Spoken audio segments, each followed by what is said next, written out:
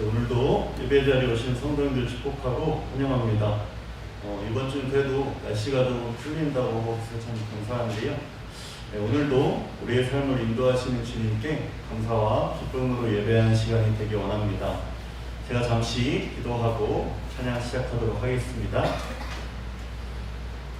하나님, 오늘도 예배의 자리로 인도해 주셔서 감사를 드립니다. 오늘도 우리 삶 속에 여러 가지 어려움들, 많은 문제들이 있지만 주님 안에서 예배할 때 크신 주님의 은혜가 우리 마음 가운데 전해지므로 우리가 넉넉하게 이 모든 것들을 감당하도록 인도해 주옵소서.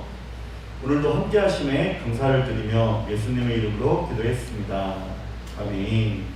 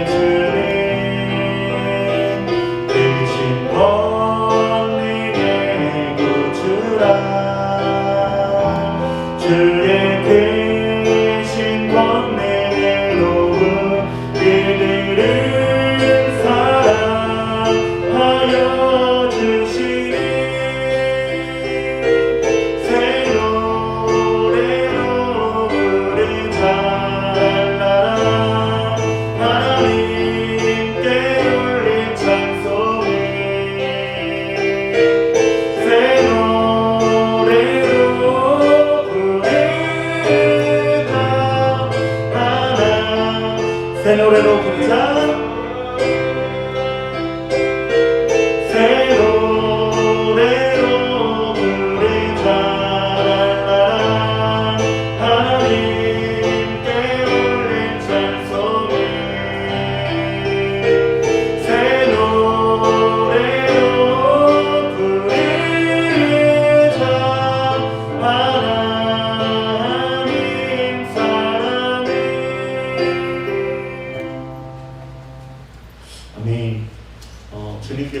새 노래로 찬양받기에 합당하신 분인들 있습니다.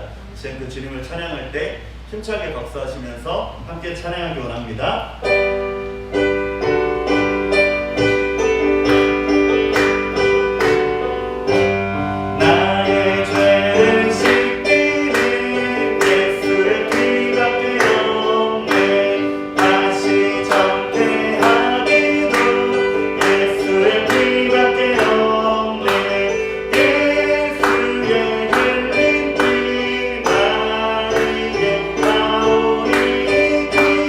하고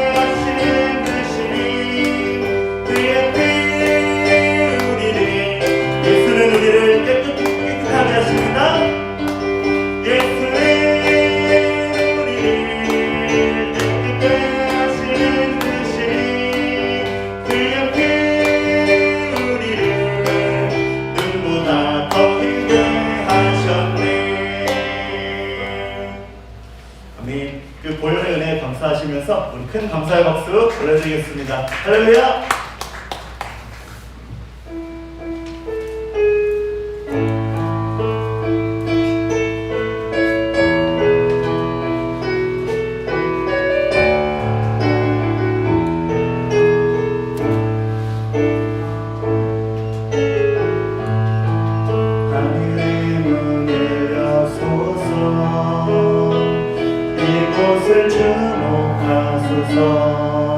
주를 향한 노래가 꺼지지 않으니 하늘을 열고 보소서. 이곳에 임재하소서. 주님을 기다립니다. 기도의 향기가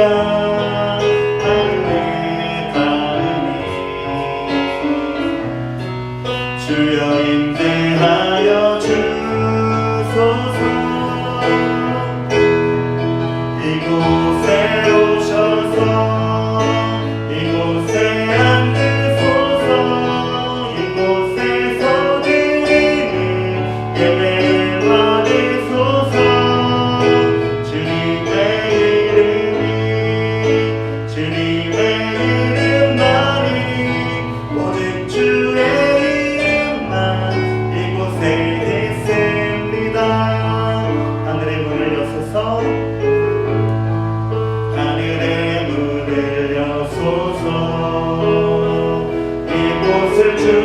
주목하소서. 주를 향한 노래가 꺼지지 않으니 하늘을 열고 보소서. 이곳에 임재하소서. 주님을 기다립니다. 기도의 향기가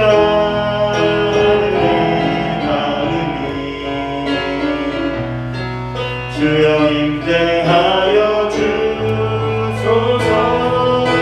이곳에 오셔서 이곳에 앉으소서.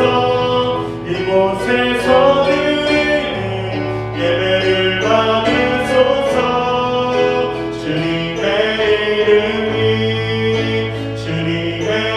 이름만이 오직 주의 이름만. 우리 한 번 더 찬양합니다. 이곳에 오셔서 이곳에 오셔서 이곳에 앉으소서. 이곳에서 드리는 예배를 받으소서. 주님의 이름만이 오직 주의 이름만 이곳에 있습니다. 아멘. 시간 주님의 임재하심을 사모하시면서 함께 예배를 위해서 기도하기 원합니다. 하나님, 이 시간 예배 가운데 임재하셔서 우리 각자의 심령에게 말씀하여 주옵소서. 예배를 통해서 우리의 시선이 하나님의 시선으로 변화되게 해 주옵소서. 말씀을 증거하시는 목사님과 예배를 위해서 우리 다 같이 주여 삼창하시고 통성으로 함께 기도합니다. 주여, 주여.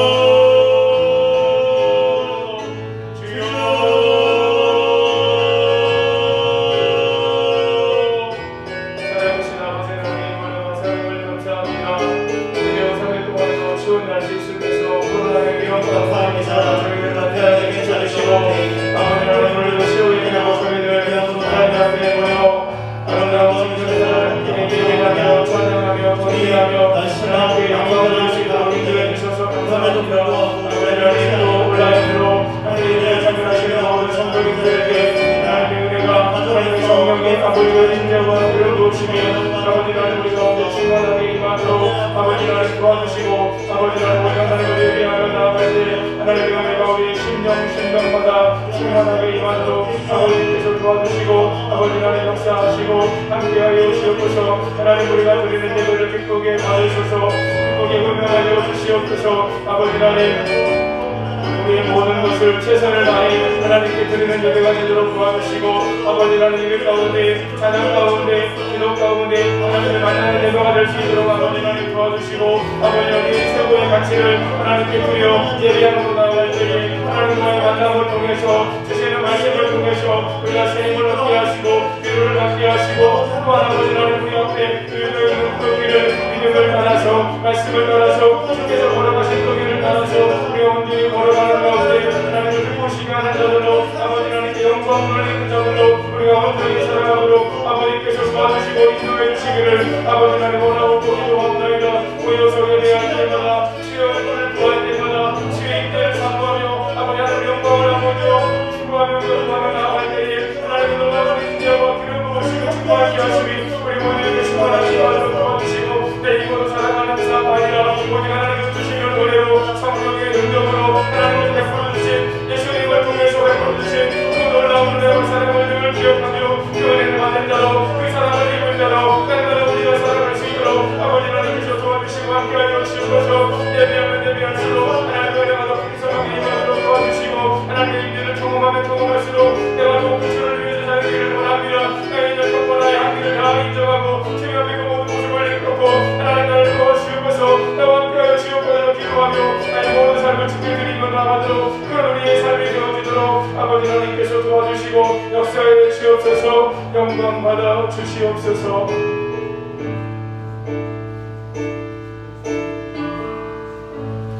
고마우신 아버지 하나님 은혜와 사랑을 감사합니다.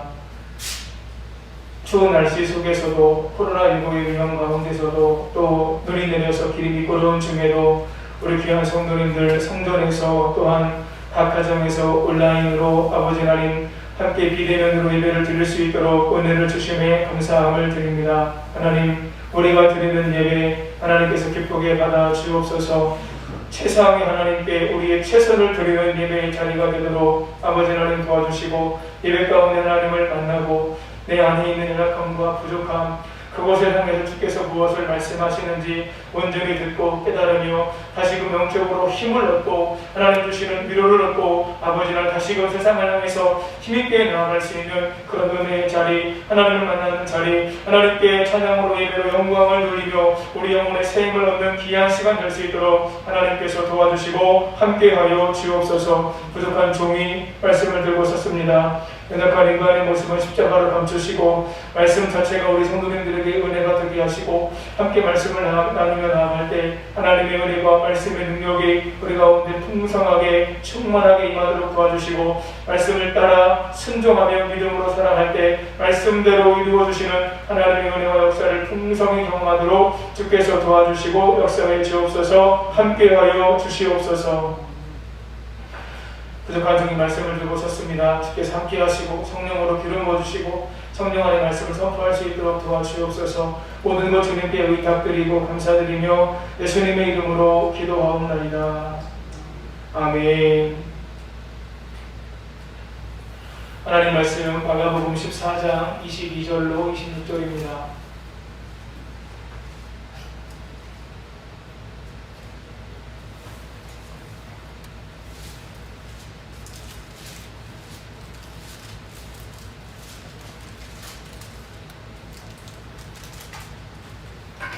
마가복음 14장 22절로 26절 한 목소리로 함께 읽겠습니다. 그들이 먹을 때에 예수께서 떡을 가지사 축복하시고 떼어 제자들에게 주시며 이르시되 받으라 이것은 내 몸이니라 하시고 또 잔을 가지사 감사 기도하시고 그들에게 주시니 다 이를 마시매 이르시되 이것은 많은 사람을 위하여 흘리는 나의 피 곧 언약의 피니라. 진실로 너희에게 이르노니 내가 포도나무에서 난 것을 하나님 나라에서 새 것으로 마시는 날까지 다시 마시지 아니하리라 하시니라. 이에 그들이 참미하고 감람산으로 가니라. 아멘. 서로 바라보면서 축복하면서 인사하시겠습니다. 예수님 안에서 좋은 일이 있습니다. 예수님 안에서 좋은 일이 있습니다. 아멘. 사람들은 먹고 마시는 것에 큰 의미를 두면서 살아갑니다. 왜냐하면 먹고 마시는 것이 없다면 우리가 생명을 유지할 수가 없어요. 그래서 우리가 생명을, 우리의 삶을 유지하기 위해서 먹는 것, 마시는 것 무엇보다도 가장 중요한 기본적인 것입니다. 그런데 먹고 마시는 것이 우리의 생명을 유지하는 것만 가지고 끝나지 않는다라고 하는 거죠. 어떤 사람과 먹고 마심을 통해서 그 사람과 공감대를 형성하고 때로는 한 공동체라고 하는 의식을 더욱더 강화할 수 있는 기회가 되는 시간이 바로 함께 먹고 마시는 시간입니다.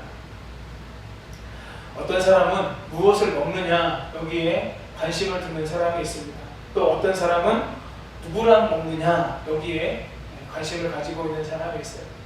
저는 무엇을 먹느냐에 관심이 더 많을까요? 누구랑 먹느냐에 더 관심이 많을까요? 저는 대부분 다 가리지 않고 잘 먹기 때문에 제가 잘 안 먹는 건 한 가지 있습니다. 곱창은 잘 안 먹고요. 나머지는 다 잘 먹어요. 그래서 저는 무엇을 먹느냐보다 누구랑 먹느냐에 더 의미를 부여하는 사람입니다.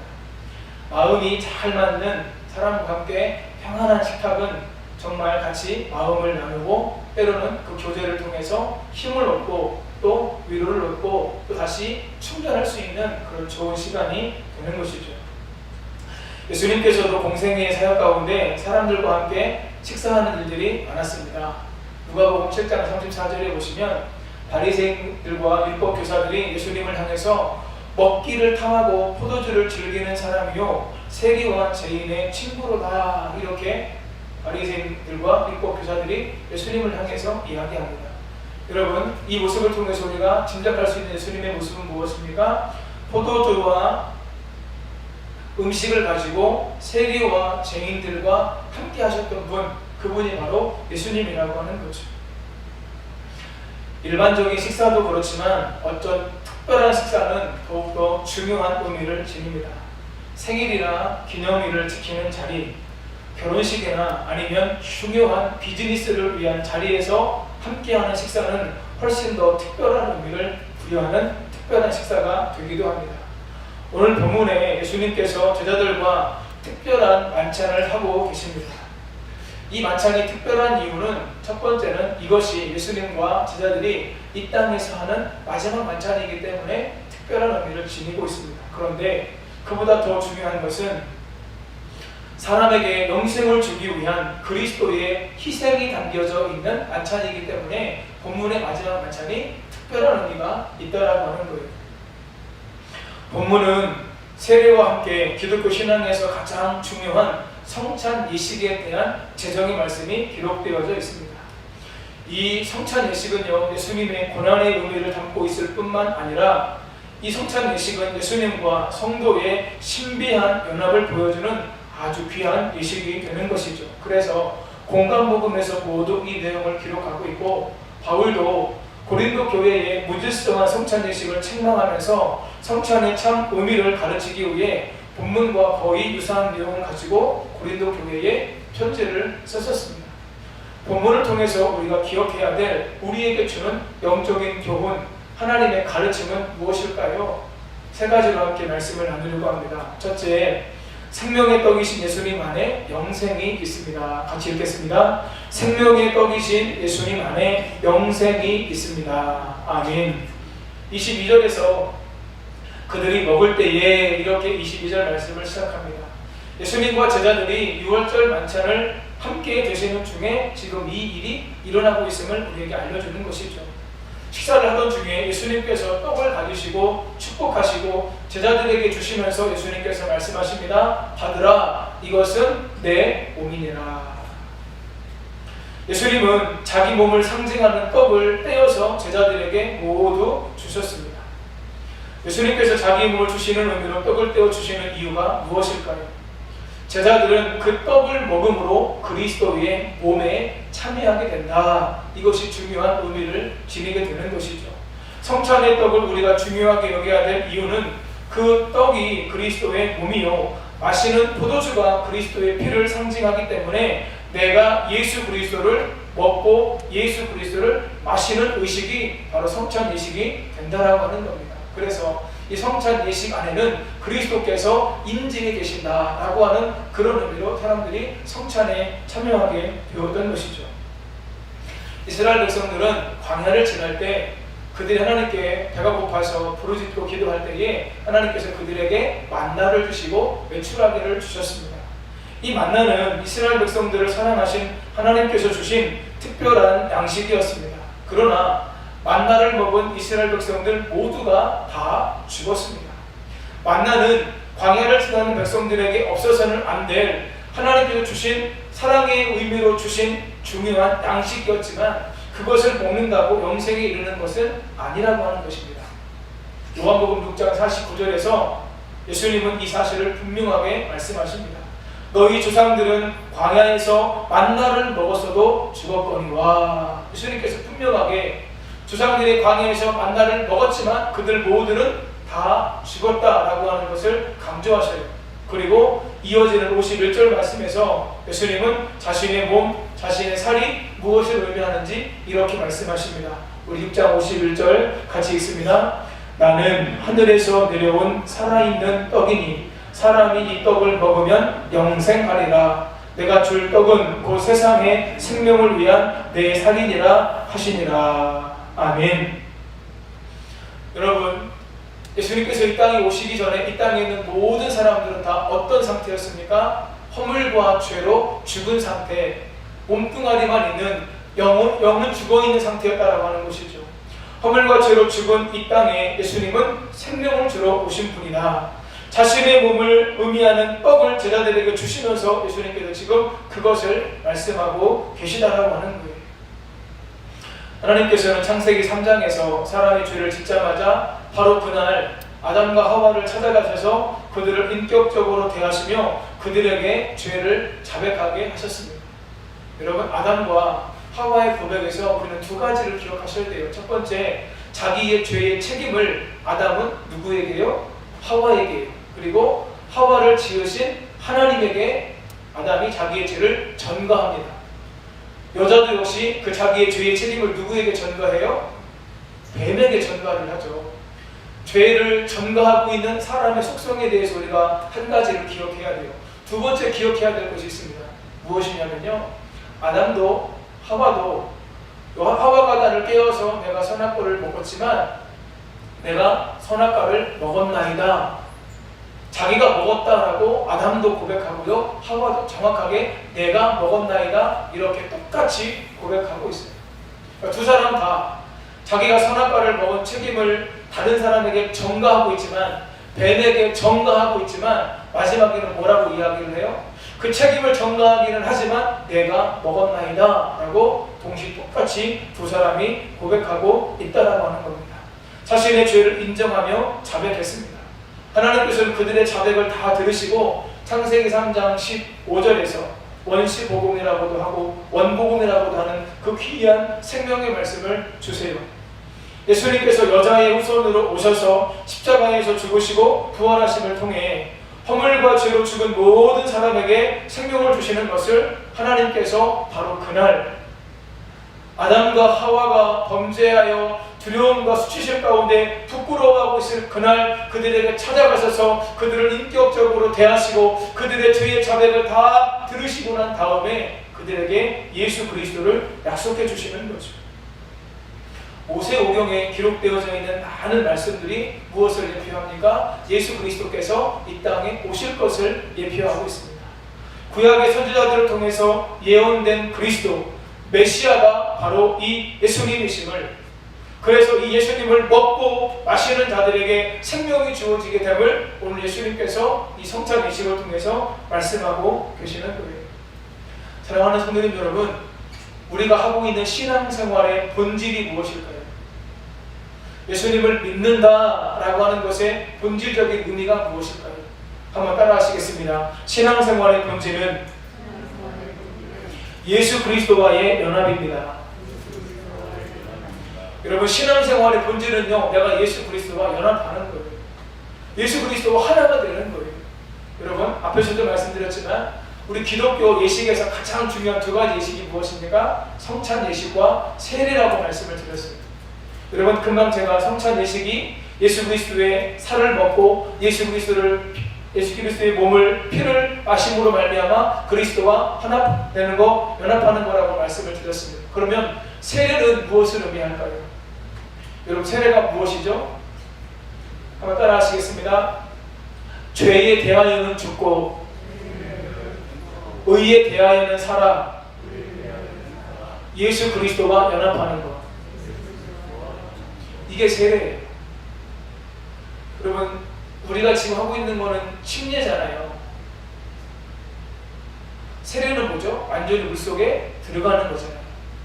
여러분 죄인이 물속에 들어가면서 이제 나의 옛사람은 죽었습니다 라고 하면서 그 사람은 완전히 물속에 어떻게 해요? 담궈요. 이게 침례죠. 이게 침례죠. 예. 우리가 하는 머리에 하는 세례 말고요, 침례는요 완전히 물속에 담그는 거예요. 그래서 지금도 어느 교회들에서는 실제적으로 이 사람을 물속에 완전히 담그는 침례를 하는 교단들도 있어요. 서울신학대학교에서 저를 지도해 주셨던 교수님도 교회를 개척하셔서 교회 앞에다가 큰 욕조 같은 거를 큰 걸 놓고서 거기서 세례를 할 때마다 완전히 목사님이 양복을 다 입고 그날 양복 다 버리시는 거죠. 완전히 들어가서 세례 주는 분을 완전히 물속에 담궈요. 물속에 담그는 걸 통해서 어떤 마음을 갖게 하는 겁니까? 나의 옛사람, 나의 죄인된 옛 자아는 이제 죽었습니다 라고 하는 의미로 푹 물속으로 담그는 거죠. 그랬다가 이 사람이 죽게 되었을 것 같을 때 다시 이 사람을 들어 올리는 거예요. 그래서 이제는 나의 옛사람은 죽고 이제는 내가 예수님 안에서 세례를 받음으로 말미암아 새 사람이 되었습니다. 새 사람이 된 나는 이제 어떻게 살겠습니까? 예수 그리스도와 연합해서 예수 그리스도와 하나가 되어서 살겠습니다. 이게 세례의 의미라고 하는 거예요.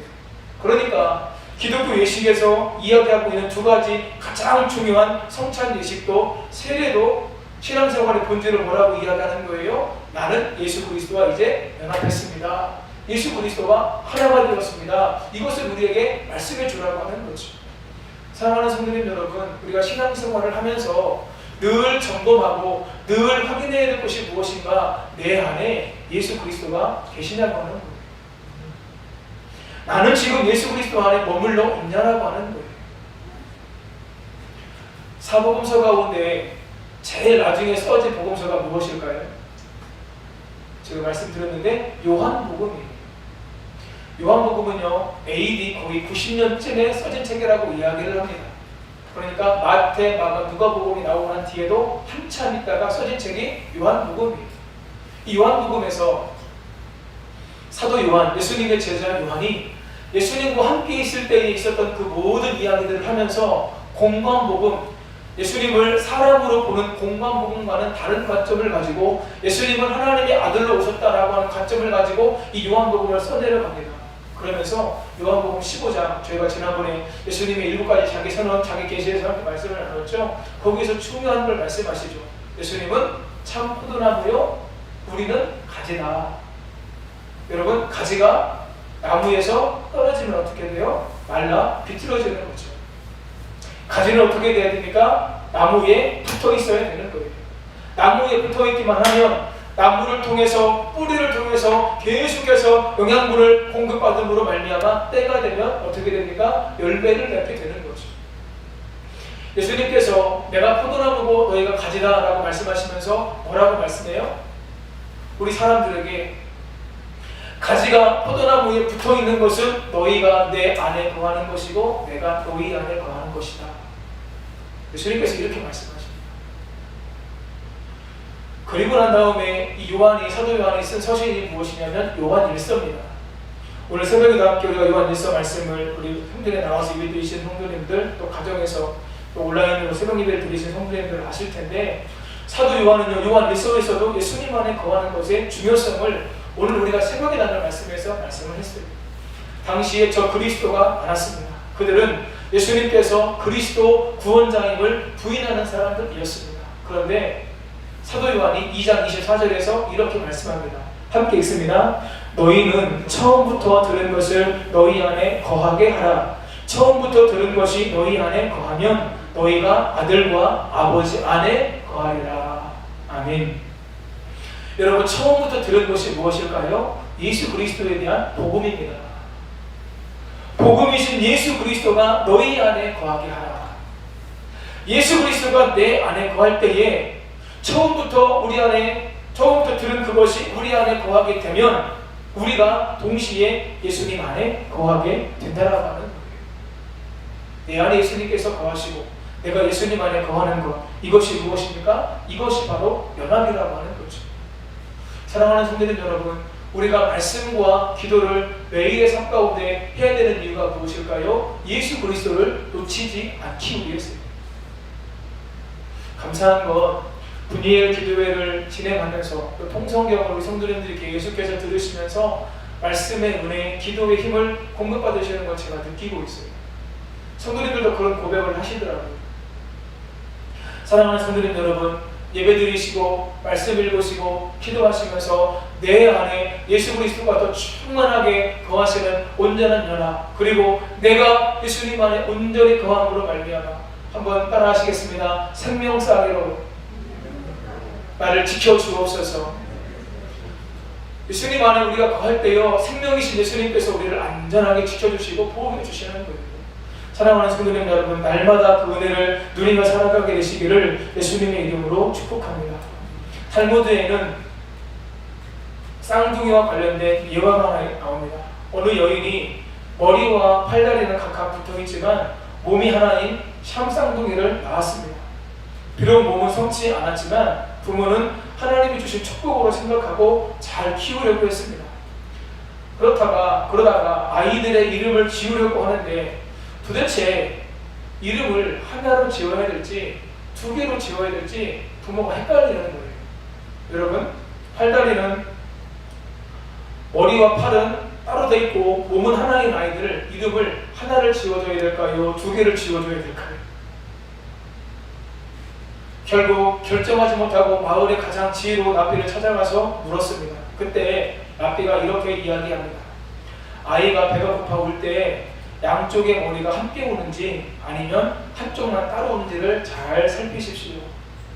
같은 상태에 처해도 반응이 다르다면 양쪽이 다른 것이니 두 명 다 이름을 지어주고, 그렇지 않다면 똑같이 아파한다면 똑같이 힘들어한다면 이름을 하나로 지어주면 됩니다. 이렇게 랍비가 지혜롭게 대답을 해주었습니다. 이 이야기가 우리에게 주는 교훈이 무엇일까요? 사랑하는 성도님 여러분, 우리가 예수님과 연합한다라고 하는 것, 우리가 예수님과 하나가 된다라고 하는 것, 기쁜 일도 함께하고 아픈 일도 공유하는 그것이 바로 예수님과의 연합이라고 하는 거예요. 하나님께서 기뻐하시는 일을 볼 때에 내가 기쁘지 않아도 그것을 바라보면서 기뻐할 수 있는 사람, 하나님께서 눈물을 흘리시는 그곳을 바라보면서 나도 함께 같이 눈물을 흘려줄 수 있는 사람, 그것이 바로 예수 그리스도와의 연합을 이룬 사람이라고 하는 거죠. 갑자기 하나님께서 지난주 수요일에 있었던 일을 떠오르게 하시는데요, 제가 지난주에 충청북도에서 목회하셨던 79세 되신 목사님에 대한 이야기, 아내도 몸이 아프고 자기도 몸이 아픈 목사님에 대한 이야기를 하면서 맨 마지막에 그 편지 맨 위에 적혀져 있었던 쌀 한 포대만 보내주세요 라고 하는 그 말씀을 드렸을 때 우리 성도님들 가운데 그 말씀이 마음에 감동으로 오신 분들이 계셨던 것 같아요. 예배가 끝나고 그 목사님에게 선교비로 보내주세요 라고 하면서 저에게 봉투를 주신 분들이 계세요. 사랑하는 성도님 여러분, 이게 예수님과 함께 같은 마음을 느끼는 그리스도와의 연합이라고 하는 것입니다. 하나님께서 기뻐하시는 일을 보면서 함께 기뻐하고, 하나님께서 아파하는 것을 보면서 함께 아파하는 마음, 그것이 우리가 예수 그리스도와 연합된 자의 삶이라고 하는 것이죠. 사랑하는 성도님 여러분, 그 귀한 삶을 온전히 살아가시는 가운데 예수 그리스도와 온전한 연합을 이루어 함께 그 풍성함을 누리며 살아가게 되시기를 예수님의 이름으로 축복합니다. 둘째, 예수님의 피는 많은 사람의 죄를 위한 언약의 피입니다. 같이 읽습니다. 예수님의 피는 많은 사람의 죄를 위한 언약의 피입니다. 예수님은 잔을 들어서 감사 기도하시고 제자들에게 주시면서 말씀하십니다. 우리 24절 함께 읽겠습니다. 이르시되 이것은 많은 사람을 위하여 흘리는 나의 피 곧 언약의 피니라. 아멘. 예수님께서 제자들에게 주신 잔에 들어있는 내용은 포도주였습니다. 당시의 포도주는 우리가 잘 아는 것처럼 요한복음 2장에 나오는 혼인집에서도 이 포도주를 사용하고요, 여러 가지 용도로 사용되어지는 것이 바로 포도주였습니다. 그러나 예수님께서 주시는 포도주가 담긴 잔은 그런 것들과는 전혀 의미가 달랐던 그런 포도주 잔이었다라고 하는 거죠. 24절에 이 잔이 의미하는 바가 무엇인지 세 가지로 이야기합니다. 첫째, 이 잔은 예수님의 피, 예수님께서 나의 피라고 말씀하세요. 예수님께서 떡을 내 몸이라고 말씀하신 것과 같이 이 포도주는 내 피다라고 예수님께서 말씀하신 거죠. 둘째, 많은 사람을 위해서 흘리는 피다라고 예수님께서 말씀하십니다. 많은 사람에게 생명을 주기 위해서 흘리는 피임을 예수님께서 말씀하시는 거예요. 예수님께서 십자가에서 죽으시면서 피를 흘리셨습니다. 예수님의 십자가는 누군가를 대신해서 죽는 대속적인 죽음의 의미를 가지고 있는 거죠. 자기의 죄 때문이 아니라 누군가의 죄를 대신해서 예수님께서 죽으시는 대속의 죽음을 의미한다라고 하는 거예요. 마가복음 10장 45절 우리 한 목소리로 함께 크게 읽겠습니다. 시작. 인자가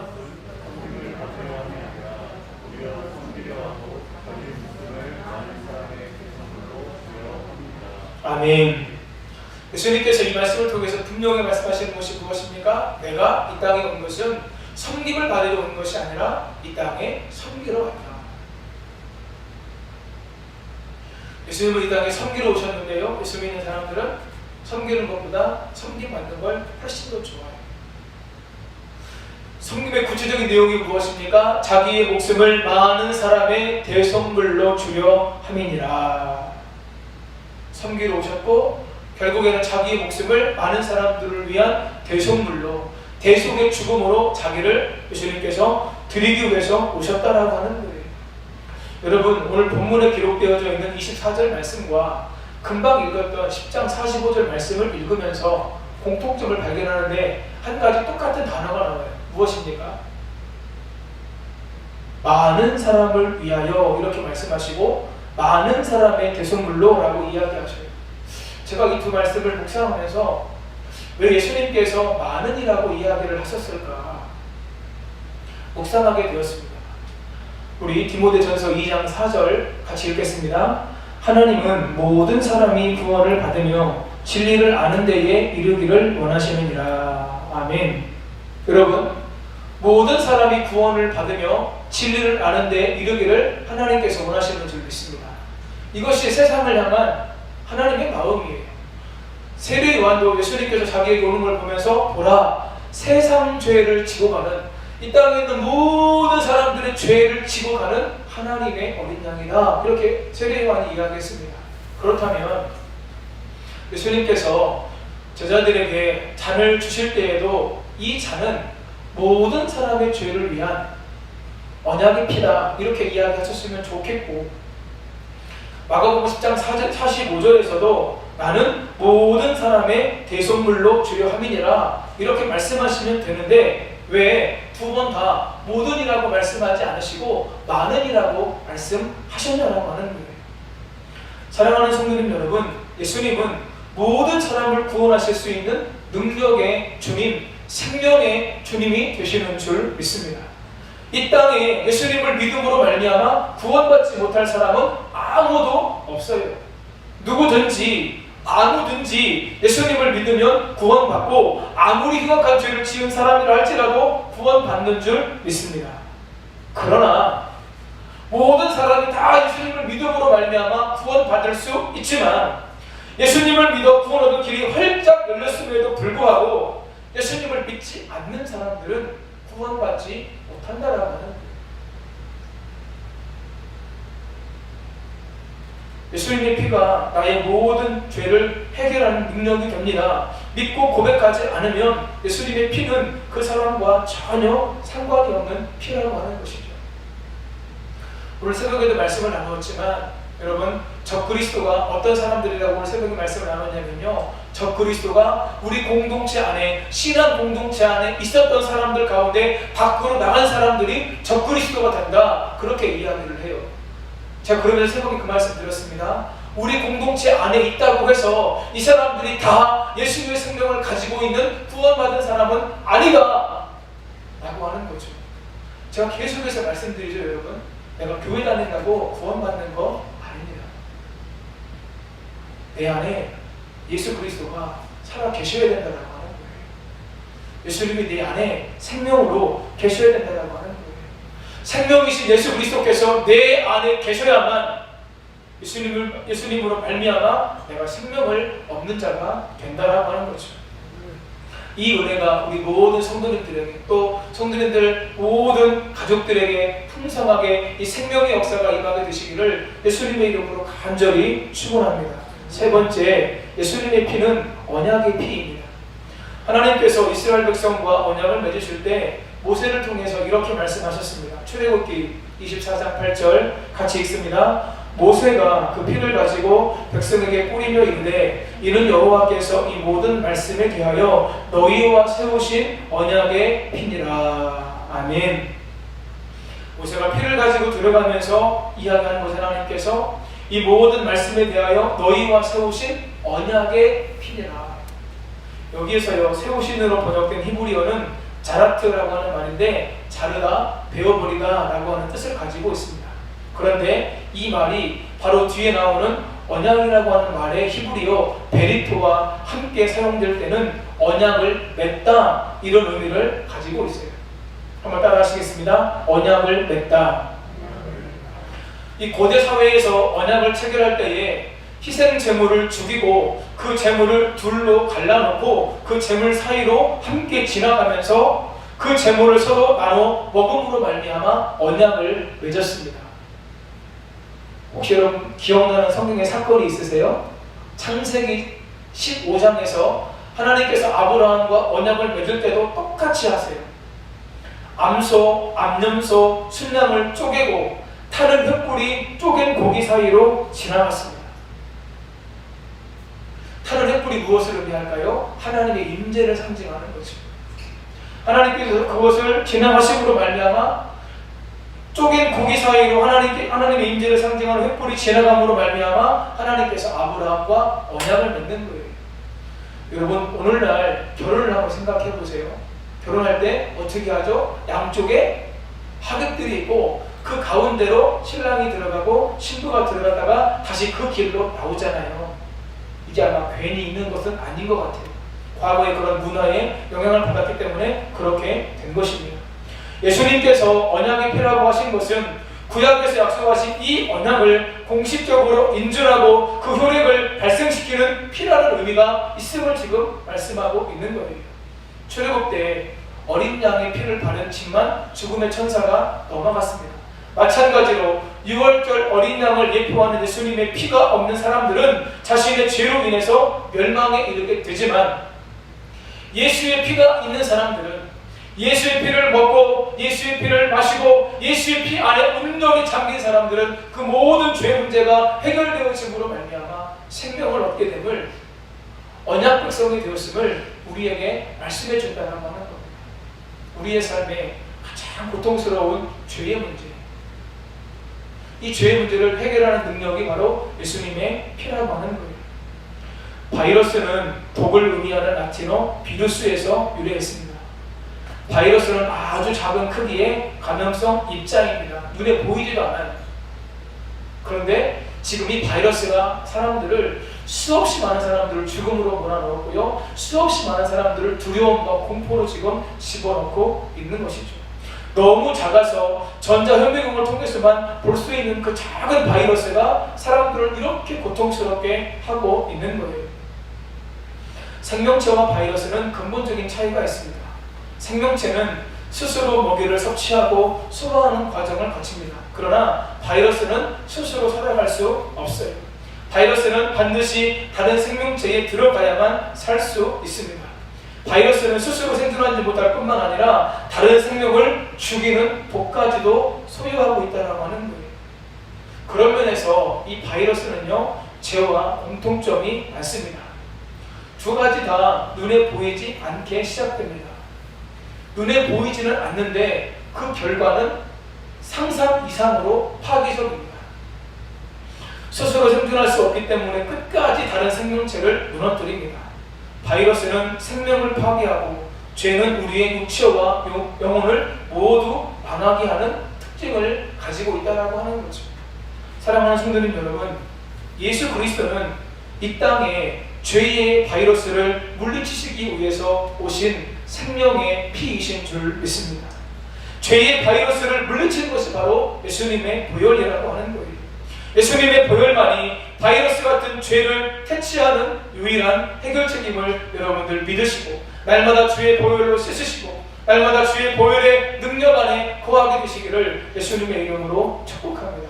매일매일 주무시기 전에 또 순간순간 죄가 떠오를 때마다 바로 그곳에서 주의 보혈로 바르고 주의 보혈을 뿌리는 가운데 날마다 정결하게 깨끗하게 살아가시는 은혜가 있으시기를 예수님의 이름으로 축복합니다. 여러분, 그런 면에서요, 기독교는 어떤 종교입니까? 피의 종교입니다. 예수의 피가 나에게 생명이요, 예수의 피가 나에게 능력이요. 여러분, 주의 보혈의 능력이 있음을 우리가 찬양하게 될 때에 우리 마음에 어떤 은혜가 임하게 될까요? 나의 모든 죄가 깨끗하게 씻겨지는 은혜가 주의 보혈의 능력을 찬양할 때마다 저와 여러분의 마음 가운데 임하게 되어지는 줄 믿습니다. 매일매일 그 은혜를 누리며 살아가시기를 예수님의 이름으로 축복합니다. 마지막 세 번째, 성찬을 행할 때마다 그 의미를 기억해야 합니다. 같이 읽겠습니다. 성찬을 행할 때마다 그 의미를 기억해야 합니다. 공관복음에 이 사건이 다 기록되어져 있는데요, 마가복음과 마태복음에는 그 말씀이 안 나와 있는데 누가복음에는 기념하라 라고 하는 말씀이 기록되어져 있어요. 22장 19절 같이 읽겠습니다. 또 떡을 가져 감사 기도하시고 떼어 그들에게 주시며 이르시되 이것은 너희를 위하여 주는 내 몸이라 너희가 이를 행하여 나를 기념하라 하시고. 아멘.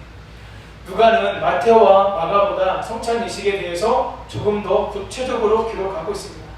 그래서 다른 복음서는 기록하지 않고 있는 내용을 기록하고 있는데 바로 무엇이냐면 이를 행하여 나를 기념하라.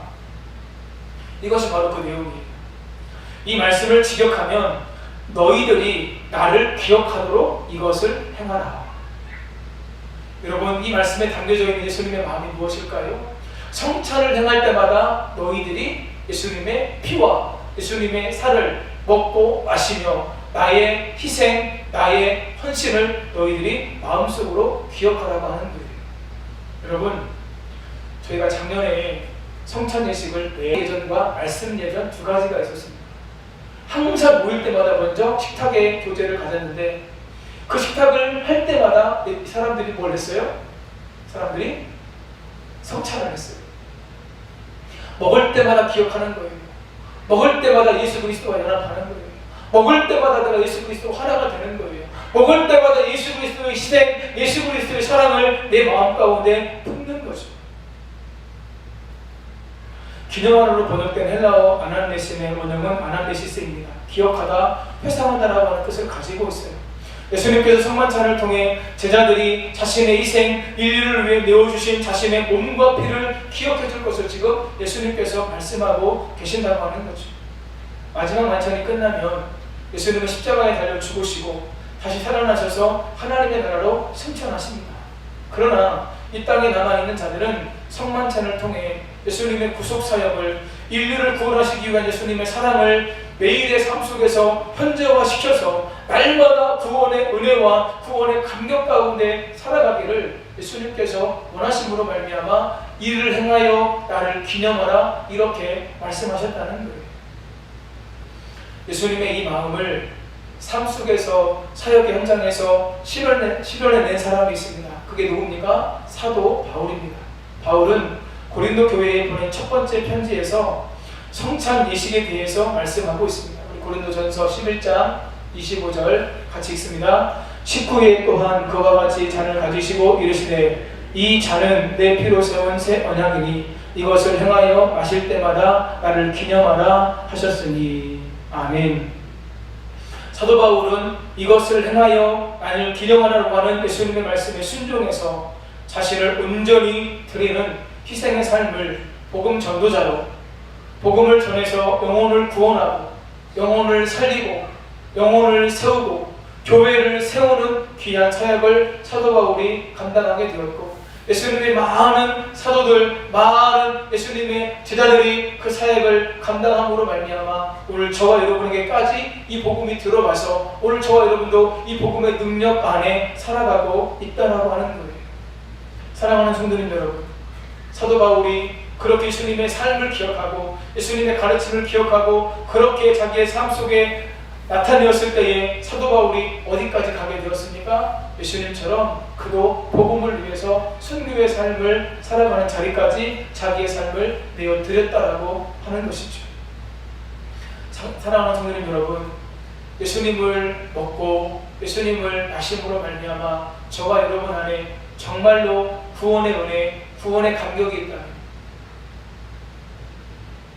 하나님께서 독생자 예수 그리스도를 이 땅에 보내주셔서 나를 위해서 대신 십자가의 죽으심으로 말미암아 지옥 갈 수밖에 없는 내가 예수님을 믿음으로 말미암아 하나님의 자녀가 되었다면 구원 이후에 우리의 삶을 하나님께서 어떻게 살기를, 우리가 어떻게 살기를 하나님께서 원하실까요? 예수님께서 나에게 생명을 주시기 위해 자신의 모든 것을 다 드려 죽으실 것처럼 우리도 예수님처럼 나에게 주신 그 생명을 누군가를 위해 살아가는 삶이 되어지기를 하나님께서 원하시는 줄 믿습니다. 예수님이 희생 제물이 되어 많은 사람을 구원하신 것처럼 나도 예수님을 따라 희생과 헌신의 삶을 살면서 영혼을 구원하고 영혼을 살리고 영혼을 세우고 교회를 세우는 그 귀한 역사를 이루어 가기를 하나님께서, 예수님께서 원하신다라고 하는 거죠. 여러분, 구원받는 거 너무 중요합니다. 그런데요, 오늘 새벽에도 나누었죠? 신앙의 단계에는 세 가지가 있습니다. 어린아이, 청년, 아비의 신앙이 있어요. 여러분, 아비는 어린아이, 자녀들의 신앙은 청년의 신앙으로 성장해야 되고요. 청년의 신앙은 아비의 신앙으로 성장해야 되는 줄 믿습니다. 언제까지 우리가 어린아이로, 영적인 어린아이로 신앙생활을 하면서도 여전히 내가 하고 싶은 대로, 내가 말하고 싶은 대로, 내가 살고 싶은 대로 다 살면서 하나님은 나랑 상관없는 것처럼, 내가 예수님의 피로 구원받지 않은 것처럼 그렇게 살아가는 모습 하나님께서 원하시지 않는다라고 하는 거죠. 받은 그 은혜를 기억하면서 그것이 내 안에서 실제가 되어짐으로 말미암아 주를 위한 헌신, 주를 위한 사랑, 주를 위한 충성을 온전히 다짐하시고 그렇게 살아가시는 저와 성도님들 다 되시기를 예수님의 이름으로 축복합니다. 안도현 시인이 너에게 묻는다라고 하는 시를 썼습니다. 굉장히 짧은 시예요. 성도님들 가운데도 들어보신 분이 계실 것 같아요. 제가 시를 한번 읽어드리겠습니다. 연탄재 함부로 발로 차지 마라. 첫 번째 행, 두 번째 너는, 마지막 세 번째 행, 누구에게 한 번이라도 뜨거운 사랑이었느냐. 연탄재 함부로 차지 마라.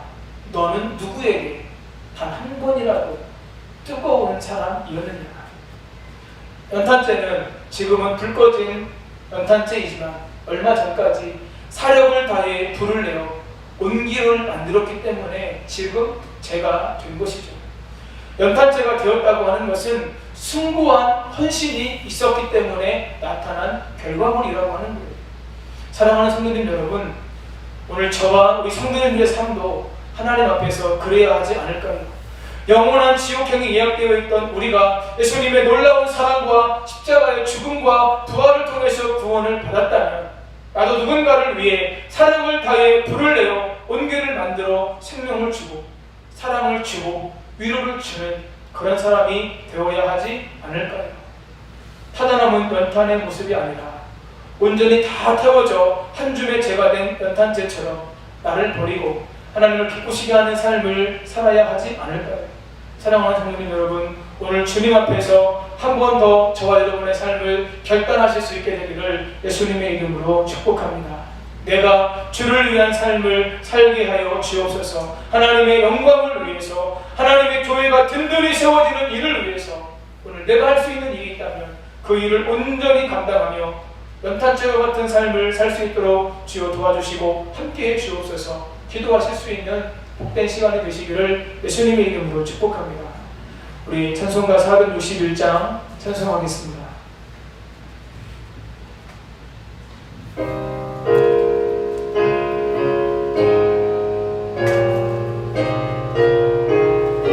천천히 할게요. 십자가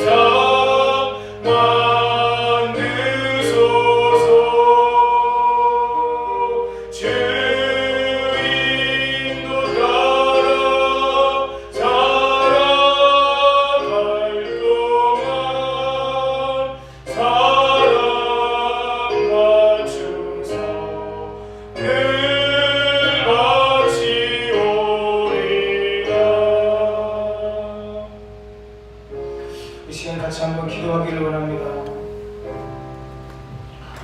우리가 가지고 있는 것 중에 하나님께서 주시지 않은 것이 하나도 없는데 내가 가지고 있는 그 모든 것이 마치 다 내 것이냐, 죽어도 우리가 천국에 다 가지고 갈 수 있느냐, 우리가 살아갈 때가 얼마나 많은지 몰라요.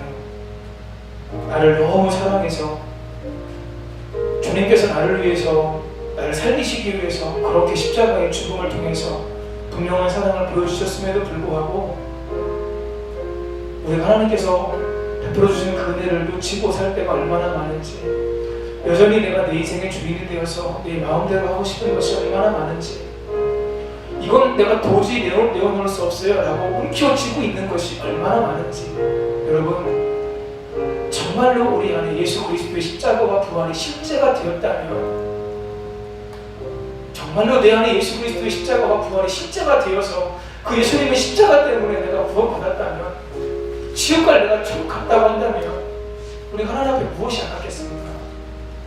우리 하나님 앞에 드리지 못할 것이 무엇이 있겠습니까? 그런데요, 앞에서 목사, 전도사, 교육자들부터 교회 안에 리더라고 하는 우리 장로님들, 권사님들부터 헌신과 희생의 삶을 살지 않는다면 누가 그것을 보고 따라올 수 있을까요? 이 시간 같이 기도하실 때 하나님, 정말로 우리 연예교회 모든 성도님들 안에, 우리 장로님들 안에, 우리 권사님들 안에 예수님의 십자가와 부활이 정말로 안에 믿어짐으로 말미암아 나는 영원한 하나님의 나라가 예비되어져 있다고, 나는 하나님의 나라에서 큰 자로 살고 싶다고, 하나님 우리 가운데 있도록 하나님 도와주시고 함께해 주옵소서. 그리고 우리의 삶을 통해서 그들의 삶의 방향을 결정할 수 있는 은혜가 있도록 하나님 도와주시고 함께해 주옵소서. 교만해지지 않게 해 주옵소서. 떨지 않게 하시고 겸손하게 하나님 나를 도와달라고 날마다 예수 그리스도를 먹고 마심으로 말미암아 하나가 되어서 예수님께서 기뻐하시는 그 일을 보면서 나도 함께 기뻐하고 예수님께서 나도 함께 아파하면서 예수 그리스도의 마음을 가지고 내가 살아갈 수 있도록 하나님 도와주시고 함께 해달라고 우리 주의 이름 한번 부르고 나눌 말씀을 기억하면서 기도함으로 나가겠습니다. 주여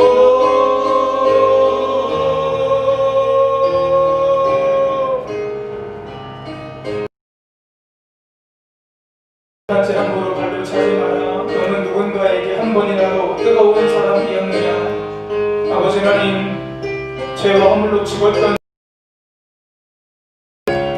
자기의 살을 다 찢고 자기의 피를 다 흘려 우리를 위해서 내어주셔서 그 예수님의 살을 먹고 그 예수님의 피를 마심으로 말미암아 하나님 우리가 구원을 받았는데, 하나님 우리가 영생을 얻었는데, 아버지 하나님 그것이 우리 머리에 지식과 이론으로는 남아있는 것 같은데 그것이 여전히 우리 마음에 실제가 되지 않을 때가 얼마나 많은지요. 아버지 하나님 내 것을 움켜쥐고 하나님 이거 내 거라고 내어놓을 수 없다고 우리가 이야기하면서 살 때가 얼마나 많은지요. 하나님 앞에 아버지 하나님 불충만한 모습으로 살 때가 얼마나 많은지요. 아버지 하나님 늘 아버지 교만한 모습으로 살 때가 얼마나 많은지요. 조금 주를 위해서 청소하고 있다고 그것을 내세우면서 그것 가지고 교만한 모습으로 살아가는 우리를 아는지요. 예수님은 우리를 위해서 모든 것을 다 내어주셨는데 아버지 하나님 무엇이 우리가 하나님 앞에 아깝겠습니까? 무엇을 우리가 하나님 앞에 드리지 못하겠습니까? 아버지 하나님 예수 그리스도의 십자가와 부활이 예수님께서 나를 살리시기 위해서 십자가에서 아버지 모든 피를 흘리고 모든 살을 다 찢겨서 내어주셨다라고 하는 이것이 아버지 하나님 여기 모든 성도님들에게 정말로 실제화 되어지도록 아버지 하나님 도와주시고 함께하여 주옵소서. 예수님께서 말씀하십니다. 많은 사람을 위해서 흘리는 피라고. 아버지 하나님 예수님은 진정 모든 사람을 위해서 그 피를 내주셨음에도 불구하고 그 예수 그리스도의 피를 마시지 않으면, 예수 그리스도의 살을 먹지 않으면, 교회를 다닌다고 해도 장로님이라고 해도 목사라고 해도 아버지 구원받지 못함을 우리에게 분명히 말씀해 주고 있는데, 아버지 하나님 우리 연희교회 모든 성도님들에게 예수 그리스도의 피를 마시고 예수 그리스도의 살을 먹으며 예수 그리스도의 십자가와 부활을 위하여서 순종하 되어지는 이 놀라운 은혜가 임할 수 있도록 아버지 하나님 도와주시고, 정말로 그것이 우리 안에 실제가 되어졌다면 오직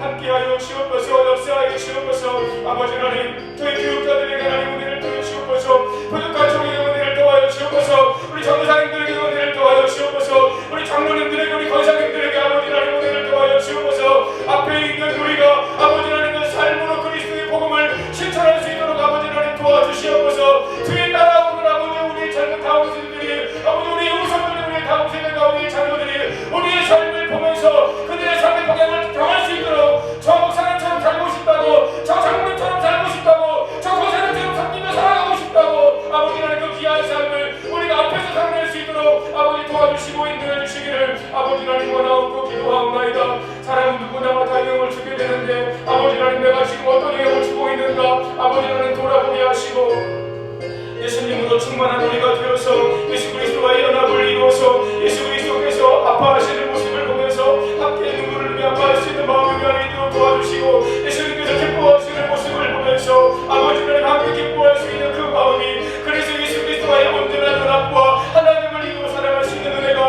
우리의 심령 가운데 임하도록 하나님께서 도와주시고 역사해 주옵소서. 함께하여 주옵소서. 이 귀한 삶을 통해 오직 하나님의 뜻을 이루고 나아갈 수 있도록 아버지께서 도와주시고 역사해 주옵소서. 함께하여 주시옵소서.